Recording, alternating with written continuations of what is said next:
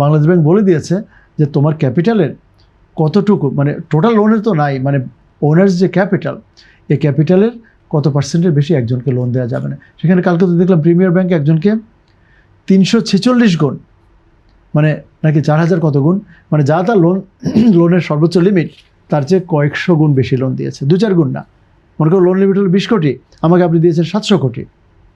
So এই জন্য আপনি এখানে আপনি আপনি মানে তার you have to get behind their যে what's going on in their mind.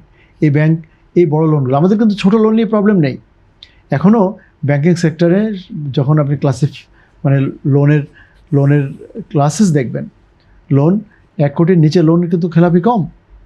যত উপরে যাবেন 5 কোটি 50 কোটির উপরে কিন্তু 50%ই খেলাপি। এখন একটা বড়গুলোর তো 1-2টা খেলাপি হলেই আমার অনেক টাকা নষ্ট। খেয়াল করুন, একটা 50 কোটি টাকা না পেলে তো আপনি সারা বছর কাজ করে আপনি 50 কোটি টাকা উদ্ধার করতে পারবেন না। মানে 50,000 টাকা একজন নিজে নাও দেয়, আমার ক্ষতির পরিমাণ কত, আমি বাঁচতে পারবো, তাই না? কিন্তু আমার যদি 50 কোটি মার পড়ে বা 5,000 কোটি মার পড়ে,